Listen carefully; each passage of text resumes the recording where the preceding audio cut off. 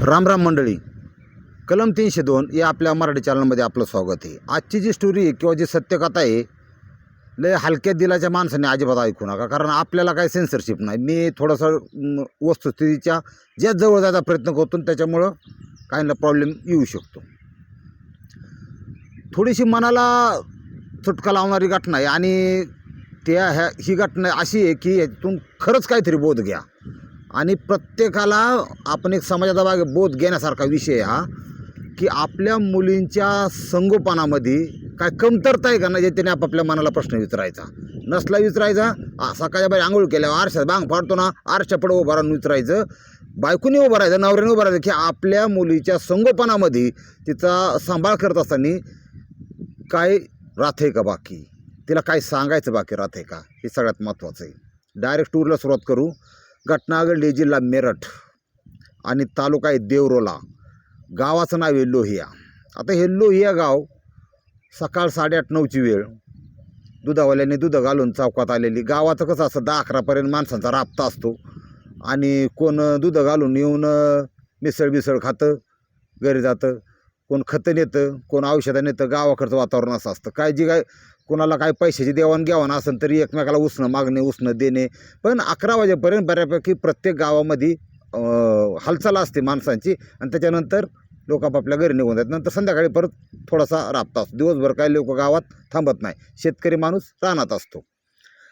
ह्या लोहिया गावामध्ये त्या 8:30-9च्या आसपास सगळी गजबजलेलं गाव असताना, माणसं बरीचशी गावात असताना, अचानक एका गल्लीतून एक कुत्रं आलं. काळं कुत्रं, पण त्या कुत्र्याच्या तोंडामध्ये चक्क एका महिलेचा हात होता असा.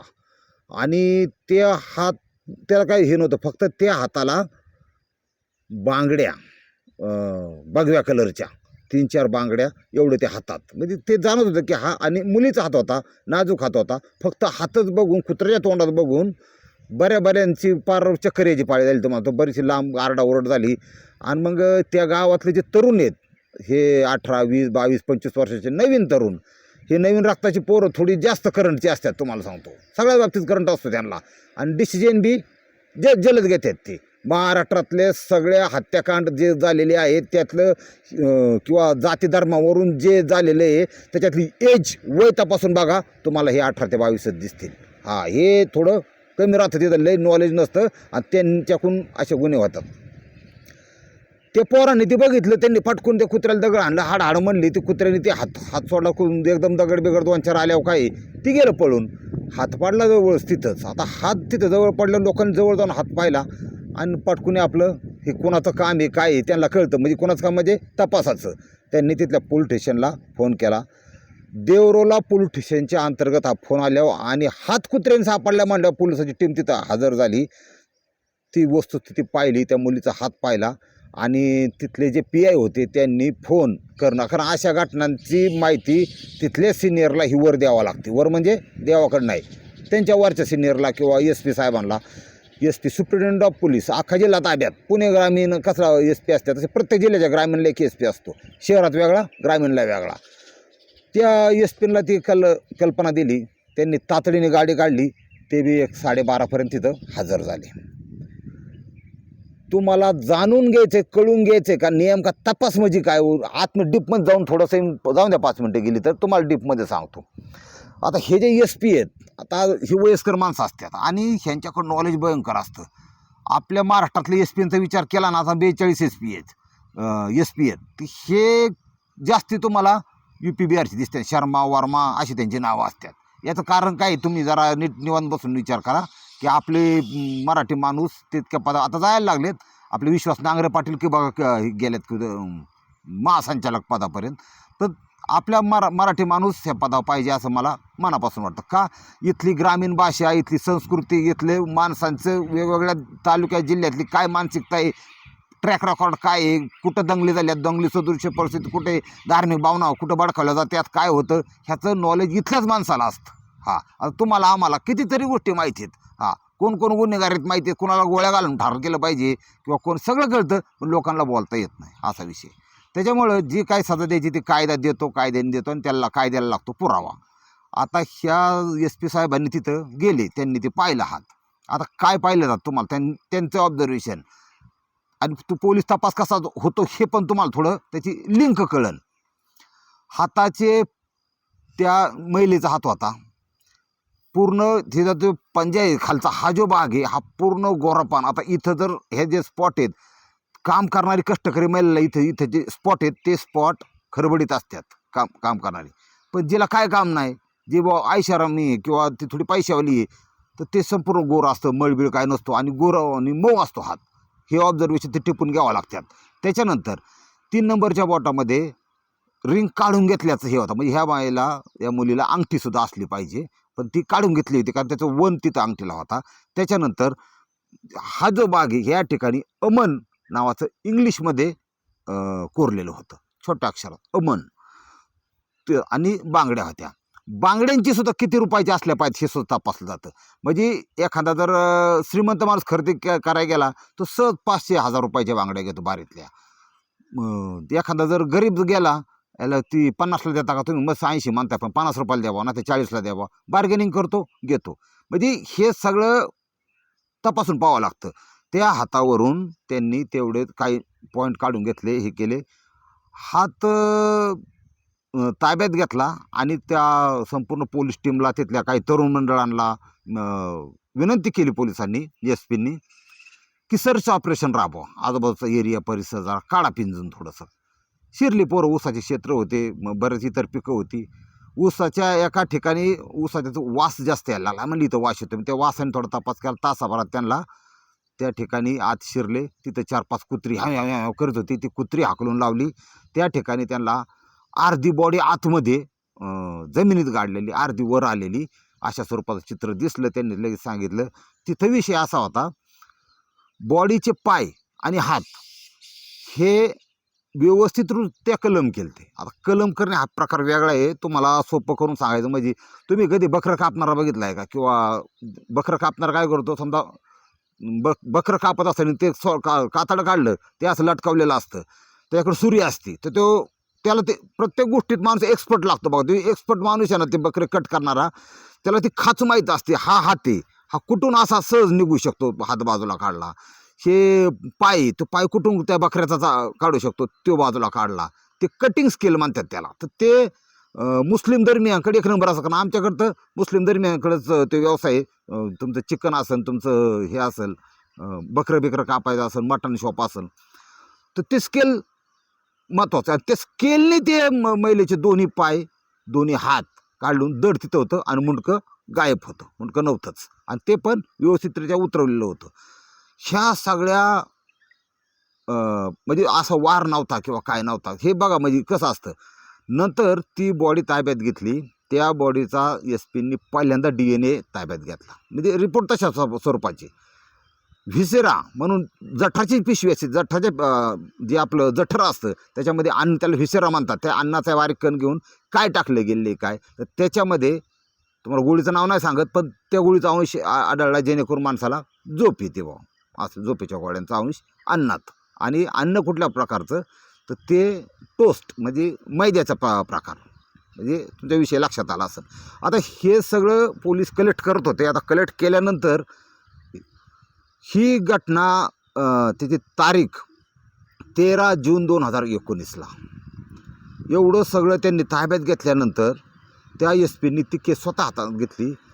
तब्बल तुम्हाला सांगतो, तपासाची एक वेगळी दिशा असते की बाबा मिसिंगच्या तक्रारी त्यांनी त्यांचं स्वतःचं राज्य, बाहेर शेजारचे राज्य, ह्याच्यात त्या यंत्रणा राबवल्या. आता डिजिटल युग झाले, कॉम्प्युटरवर तुम्हाला माहिती आहे, सहज माहिती आहे. तुम्ही आता गुन्हा करूच नका, तुम्हाला सांगतो, तुम्ही गुन्हा केला तुम्ही सुटणार नाही. आता का, तुमचे डोळ्याचे स्कॅनर, तुमचा थम्स, अंगठा, हे सगळं डाटा कलेक्ट आहे सरकारकडं कॉम्प्युटरमध्ये, ध्यानात ठेवा. तुम्ही अशा अनेक प्रकारे की तुम्ही कुठे बी रिटेन होणार, तुम्ही पळून जाऊ शकत नाही. त्यामुळे गुन्हा न केलेला बरा, असं माझं प्रामाणिक मत आहे. आता ह्या घटनेमध्ये त्यांनी संपूर्ण सर्चिंग केलं, यंत्रणा राबवली की बाबा ही मुलगी कोण, किंवा ह्या मुलीची हत्या का केली असली पाहिजे, ह्याचं सगळं डिटेल्समध्ये त्यांनी. फक्त महत्त्वाचा विषय पोलिसांना काय असतो माहिती आहे का, एखादी बॉडी सापडली ना, बॉडी आयडेंटिफाय झाली पाहिजे, बॉडी कुणाची आहे ते नाव कळलं पाहिजे, पुढच्या गोष्टी सोप्या होऊन जातात.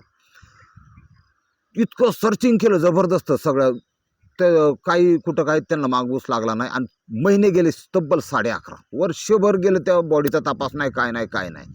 पण हे जे SP होते खरंच छान काम केलं त्यांनी, की त्यांनी पिच्छा नाही सोडला, त्यांनी प्रयत्न चालू ठेवले, कारण त्यांना माहीत होतं केव्हा तरी यश मिळेल.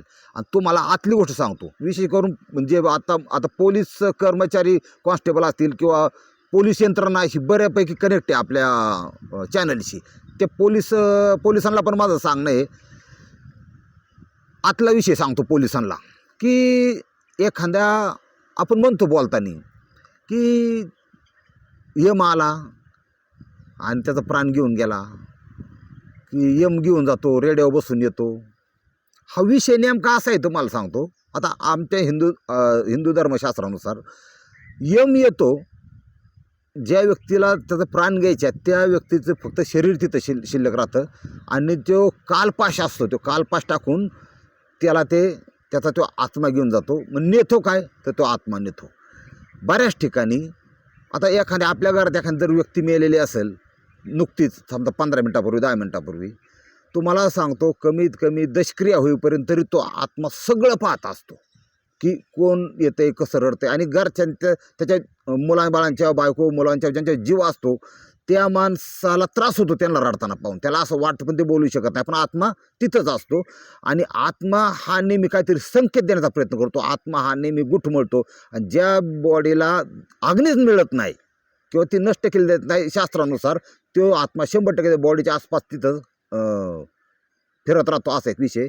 आणि एखाद्या पोलीस कर्मचाऱ्याला जर एखाद्या खुनाचा शोध लावायचा, त्याच्या डोक्यातच बसलं फिट, आणि तो त्या जी बॉडी आहे, कारण ते कर्मचारी हेच असतात सगळे, बॉडी म्हणजे शासकीय प्रक्रिया पार पाडायला, पार अगदी तिचं पंचनामा, त्याच्यानंतर व्हिसेरा किंवा पोस्टमार्टेम, आणि त्याच्यानंतर बॉडी डिस्पोज करणे, डिस्पोज म्हणजे अग्नी देणे त्याला, ह्या सगळ्याला पोलीस यंत्रणा असते.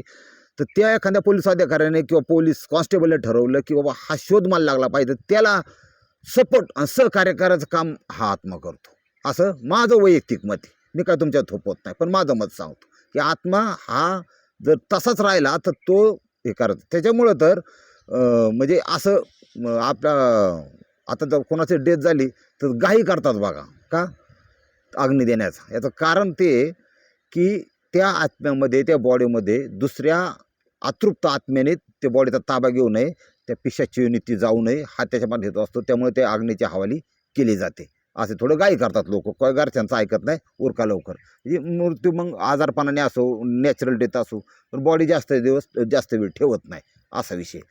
आता ह्या SP साहेबांनी हे जो हात सापडला, ही बॉडी सापडली, त्याच्यावर त्यांची काही घेतली 1 वर्ष होऊन गेलं, काय तपास नाही. पण जसा हे आत्महत्येचा तळमळ असेल कुठंतरी क्लू मिळण्यासाठी, तसा त्यांचं लक्ष लुधियाना या शहराकडं घेतलं. लुधियानाचं ट्रॅक रेकॉर्ड आणि मिसिंग त्या पिरियडमधली 1 वर्षापूर्वीची हे केली. 14 मिसिंग होते. 14 मिसिंगमध्ये 3 मिसिंग अशा होत्या की वय 20 ते 25, परत 20-25 त्याच्यात आले. तर एक त्यांना डाऊट आला बाबा हे याच्यात हे 2-3च आहेत 20 ते 25 मधले मिसिंग, ह्यांच्या घरी जाऊन ट्रेस करायचं. असंच फिरत फिरत ते जयस्वाल कुटुंबाकडे गेले आणि त्यांना म्हणले, तुमची मुलगी कुठे आहे, ती मिसिंग आहे 1 वर्षापासून. हा नाही म्हणले, तिथं व्हॉट्सअप वगैरे मेसेज ते आमच्या इथं राहत नाही, ती बघा अमन नावाच्या मुलाबरोबर पळून गेली. जसा त्यांनी अमन शब्द वापरला तसं SPला कळलं आता ट्रॅक. आणि हे कार्यक्रम SPचं आदाबले ते नाही असं नाही, म्हणजे कष्ट केलं त्यांनी तपासात 1 वर्षापर्यंत. पण ह्या आत्म्याचा सुद्धा काहीतरी सपोर्ट असला पाहिजे, कुठली तरी एक पॉझिटिव्ह एनर्जी आत तयार होते की पोलिसांच्या मनात की इथं जा, इथं नक्कीच ये. त्याच्यामुळं पगार आपल्याला 50-60 हजार मिळतोय, वरून पाकिट मिळतंय, मग धावण्यामोरून आपल्याला काय करायचे ही मानसिकता बाजूला ठेवून पोलीस प्रशासनाने शक्यतो एखाद्या गुन्हा तडीस नेण्याचा, शोध लावण्याचा आणि गुन्हेगार पकडण्याचा प्रयत्न केला पाहिजे, अशी माझी हात जोडून पोलीस दलाला विनंती. ती केस क्रॅक इतकी जबरदस्त झाली की ते अमन नाव म्हणलं की म्हणले लगेच टूप पिटले, बाबा हातावर अमन कोरलेलं आहे. म्हणले मुलगी कुठे, म्हणले आमच्याजवळ नाही, पण 2018मध्ये अमनबरोबर ती पळून गेली. बरं, काढा त्याचे फोटो बिटो हे. मग ह्यांच्या डेथ बॉडीचे फोटो, कपडे हे ते सगळं होतंच, हात होता त्याच्यावर, ते अमन नाव होतं तिथं. यांनी फोटो दाखवायला सुरुवात केली. म्हणजे कसं शक्य आहे, आता ती DP व्हॉट्सअप बदलते, पण DP बदलते, कुठला नंबर आहे काय नंबर ताब्यात घेतला ते. म्हणले ती कधी ही आपण कसं मोबाईलला आपलं लॉक असतं बघा, कोण उघडू शकत नाही.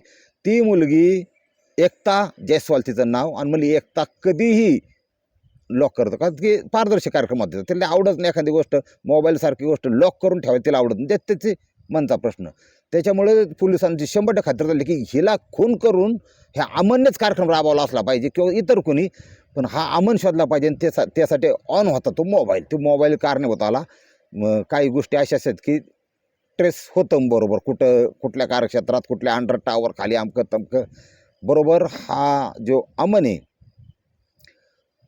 ते अमनला त्यांनी ताब्यात घेतला. त्याच्या अगोदर एक गोष्ट केली की ती जे जयस्वाल कुटुंब आहे, त्या जयस्वाल कुटुंबाचं ते मूळचं हिमाचल प्रदेशातलं होतं, पण ती मेरठमध्ये लुधियानामध्ये राहायला आलते.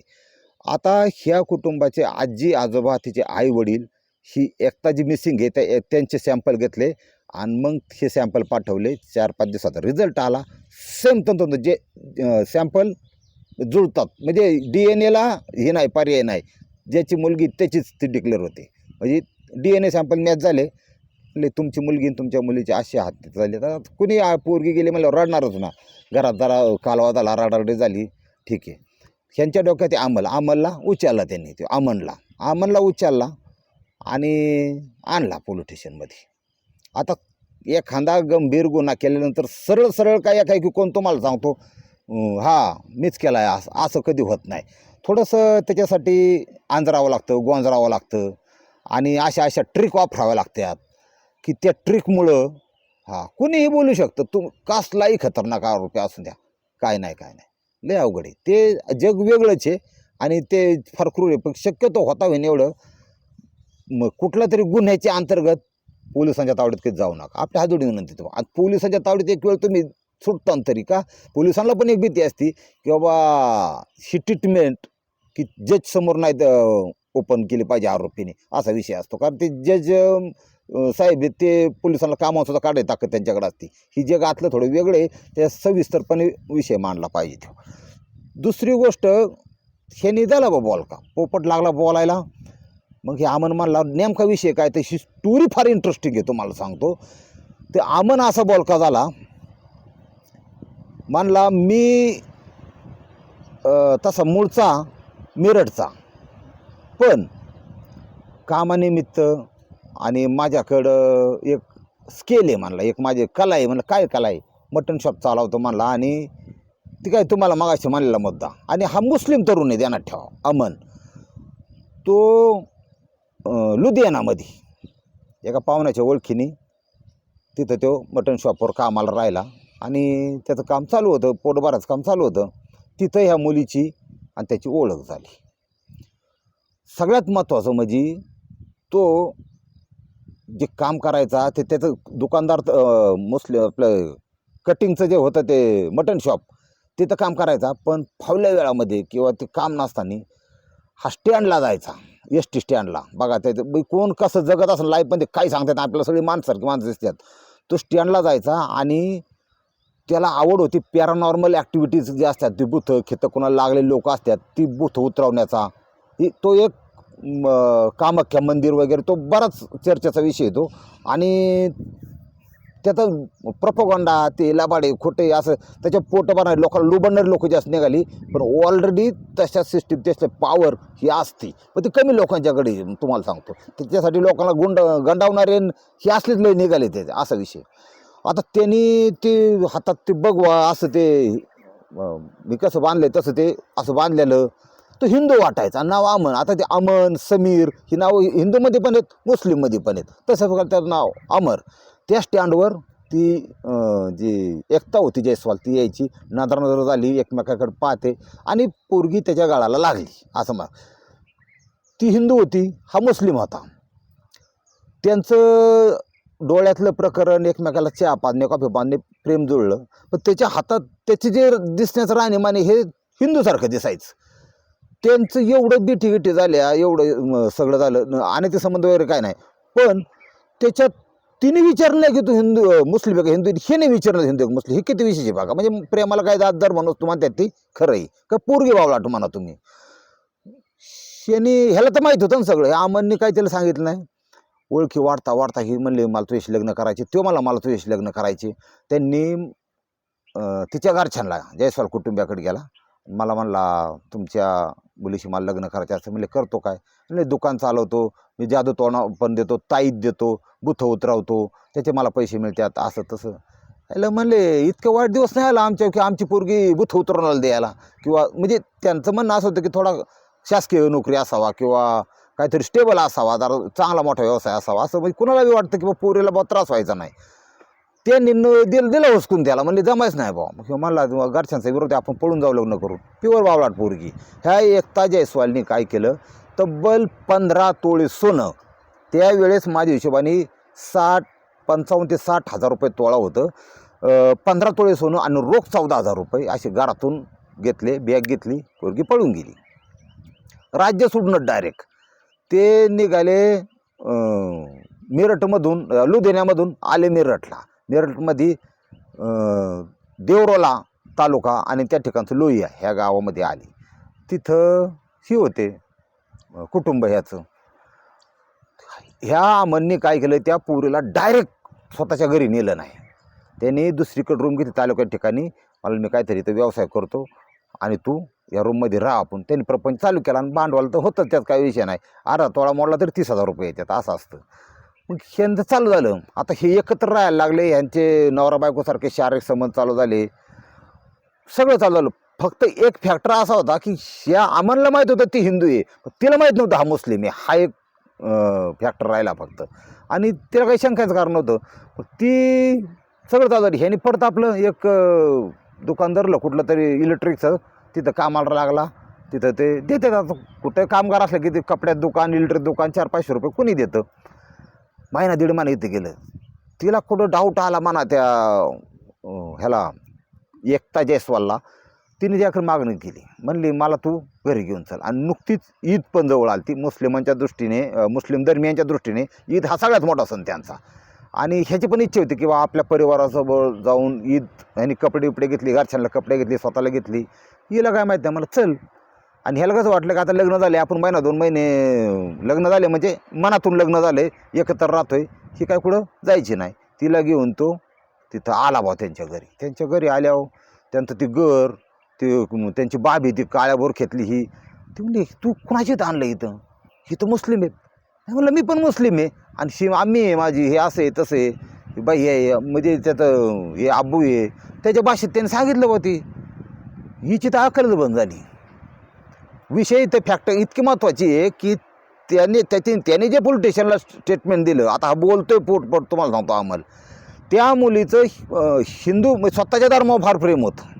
फक्त चौकशी केली नाही, पण मुस्लिम धर्म म्हणले मला आवडत नाही. स्पष्ट सांगितलं तिने, मुस्लिम धर्म आवडत नाही. म्हणजे तुला का आवडत नाही, काय प्रॉब्लेम आहे? म्हणलं प्रेमात धर्म मग काय पाळायचा नसतो, तुला काय अडचण आहे? ते म्हणले तुम्ही बली किंवा ते नाही का त्या सौदी अरेबियामध्ये चांगले चांगले ते बैल गाई उंट त्यांची ती कुर्बानी बिरबानी कापून टाकतात ना, मग तिला त्या प्रकारचा तिला त्रास व्हायचा.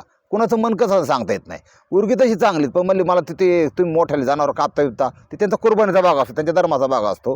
ही म्हणली मला ते आवडत नाही, म्हणून मला हा धर्म आवडत नाही. तिचं मत त्यांनी सांग नाही नाही. म्हणली ह्याला कसं वाटलं तू आता ही सुरुवातीला चिडण थोडे, पण होईन ही. म्हणली तुम्हाला फसवलं, माझा विश्वास गेला, अमकं तमकं. ती लयच राहिले त्या बाकीच्या परिवारासमोर. तिचे आई होते, वडील होते, सगळे होते. म्हणले हे 2 दिवस थांब, 2 दिवस शांतपणे विचार कर म्हणला ते अमन. म्हणला मग तू जे म्हणशील ना ते मला मान्य आहे, तुझं निर्णय देशील. आता आम्ही एकत्र लिव्हिंगमध्ये राहतोय अमकं तमकं. त्यांनी अत्यंत समजूतदारपणा, त्यांनी सणाचा दिवस होता दुसऱ्या दिवशी. मग ती पण डोकं थोडं शांत झालं, घरी आली. ते आता आईवडिलांचा काही विषय नसतो. आईवडिलांनी ते पाया पडली त्यांची, असतं तसं सगळं व्यवस्थित आहे. पण तिच्या डोक्यात तो खटका काय जाय ना की हे मुस्लिम कुटुंब यांनी मला सांगितलं का नाही, असा विषय तिच्या डोक्यात होता. संध्याकाळी सगळ्यांची मीटिंग बसली. त्या अमनचा बाप, आई, एक भाऊ आणि एक भाऊजाई, असे 4 जण, अमन एक 5वा. 5 जणात चर्चा झाली की बाबा ही मुलगी एवढं सोनं घेऊन आली. त्या सोन्याची किंमत टोटल 24-25 लाख रुपये होती त्या वेळच्या बाजारभावानुसार. आणि हे कुटुंब गरीब होतं. म्हणले आता ही आपल्या 2 पोरीची लग्न बिग्न सळताना ही पैसे ही सोनं काय जाऊन देऊ नका भाऊ. मग त्यांचा असा विचार झाला. म्हणला पण ती जर लग्नच करायला तयार नाही तर काय? मला तू समजूत काढ, असं कर तसं कर. मग दुसऱ्या दिवशी सण बिन झाला, तिसऱ्या दिवशी यांनी त्याला सांगितलं की आपण निकाह करू किंवा ते लग्न करू, असं तसं तिला सांगितलं. शक्य नाही म्हणली. हां, ते मला शक्य नाही, तू मला तुझा फायनल डिसिजन काय ते सांग, तू माझा विश्वास केला. ती काय चिडलेलीच ती, तू मला तिकडे नेऊन सोड माझ्या, नाही तर मी जाते म्हणली स्वतः. हां, मला काय त्याचा फरक पडत नाही. ठीक आहे म्हणले, आजच्या दिवस थांबू दे, तुला सोडावतो. असं म्हणून तारीख उजाडली 11 जून 2019. ह्या 11 जूनच्या 2019च्या दिवशी त्याच्या घरातले 4 जण, हा एक 5, ह्या 5 जणांनी मिळून हिला म्हणले संपवायची आणि आपण तिच्या सोनं बिनं तडपायचं. ही आमिष, ही बेकार काम आहे. तुम्हाला सांगतो, ही पैसा पैसा संपत्ती याच्या पाणी किती जीव गेले आत्तापर्यंत त्याचं काही हे नाही. आणि पूर्वीच्या काळी युद्ध मरणाचा रक्ताचा चिखल व्हायचा ना, हजारो लाखो लोक मारायचे ना, त्याला पण हा पैसाच कारणीभूत आहे, दंड संपदाच कारणीभूत आहे. बाई पैसा आणि जमीन ह्याच्यासाठीच सगळे खून पाडतात, असा विषय. जमीन माझी तुझी का माझी याच्याहून. आता हे 5 जणांनी त्या बहुमानला हिला संपला, दोघंच लय झालं. यांनी जे सुऱ्या असती धारदार, त्या सुऱ्याबरोबर घेतल्या, त्या लोहिया गावाच्या ऊसाच्या रानात तिथं नेलं आणि ते नेण्याच्या आधी हिला टोस्ट आणि दूध आणि त्याच्यामध्ये गोळ्या घातल्या. बेशुद्ध झाली, मोटरसायकलवर मध्ये बसावली, रगणी गुंडाळून अशी. तिची बॅग होती, त्या सोनं होतं, सगळं काढून घेतलं, त्या ऊसात ठिकाणी नेलं. आणि ह्यानी एखादं बकरं कसं उतरावं त्यात एखादा पाट, तशा प्रकारे तिचं हात पाय हे केलं, कट केलं आणि ती काढून टाकली. तिचं दागिनं काढलं, सगळं बोटातली अंगठी वगैरे काढून घेतली. त्यामुळे त्या हातावर तेव्हा अंगठीचं निशाण राहिलं. दोघं भाऊ आले घरी, ह्यांनी सगळं स्टेटमेंट दिलं. पोलिसांनी ते स्टेटमेंट देताना ताबडतोब राहिलेले 4 आरोपी लगेच अटक केली, काही विषय नाही त्याला. हां, त्यांना अटक केली. सर्व 5 जणांवर त्या एसपींनी व्यवस्थित त्यांच्या म्हणजे हातात जे पुरावे होते त्यानिशी ती केस बांधली. आता इथून पुढचा विषय बघा कसा आहे. त्यांना ती पोरगी गेली जीवानिशी. त्या मिळलेल्या 24-25 लाखातून त्या कुटुंबाने 2 लग्न केली आणि एक घर बांधलं. म्हणजे पैसे बी वाट लावली. काय राहिलं असत्यान तर राहिलं असत्यान, पण ते घर बांधलं दुसऱ्या ठिकाणी. जशी पोलिसांनी यांना अटक केली ना, आत टाकली, तसं त्यांच्या बाकीच्या लोकांनी त्यांचं जे राहिलेलं घर आहे, वकील केला एक चांगला, राहिलं जे तिच्या पैशाने जे घर घेतलं ते घर विकून टाकलं आणि त्याचे जे पैसे आहेत ना इकडं कोर्टात घालायला सुरुवात केली. ह्या घटनेत 2023 साली, आता हे मर्डर झालेलं आहे 2019ला, 20, 21, 22, 23 4 वर्षानंतर हे 2 भाऊ सोडून बाकीच्यांना कोर्टाने जामीन मंजूर केला. ते बाहेर येत, आता केस चालू आहे पण ते बाहेर येत. परत त्यांनी पैसा लावला कामाला, लाखो रुपये आले, त्याला काय होतं, व्यवस्थित केसला लढायला वकिलाला पैसे दिले. 2024ला म्हणजे मेमध्ये कोर्टाला सुट्टी होती आणि जूनमध्ये जो निकाल आला, आता जुलै आहे, जूनमध्ये निकाल गेला असा आला की हे जे 2 जण आरोपी आहेत यांना पण कोर्टाने जामीन मंजूर करून दिला. म्हणजे 4-5 वर्ष आतानंतर केस चालू आहे, काय सजा लागन, पण यांनी उच्च न्यायालयाकडून जामीन मंजूर करून घेतला. ही आपली न्यायव्यवस्था आहे. पोरगी कोणाची मारली, कुणी तिचं तिच्याच पैशानी तिच्या खुने बाहेर फिरायला लागले. हे असं जर चालू राहिलं ना तर न्यायव्यवस्थेवर लोकांचा विश्वास राहणार नाही, हे तितकंच खरं. आणि समाजात असं समजू नका, समाजात म्हणजे लोकांचं काय चाललंय ना ह्याच्यावर लय बारीक लोक, फक्त लोक बोलून दाखवत नाहीत. कारण रोज डेली पेपर वाचणारे लोक आहेत, रोज डेली अपडेट, म्हणजे चालत्या जगाबरोबर अपडेट राहणारे लोक आहेत. हां, आणि इतकं व्यवस्थित लोकांचा एकदा खटका बसला ना लोक बल्याला पाडतात. हां, म्हणजे निवडणुकीत पाडणार, कुठेही पाडणार, पण ती लोकांचा नादखुळा आहे. आणि सत्यमेव जे येते, सत्य ही लोकांच्यामुळे, फक्त सत्याला लय त्रास आहे आजकाल.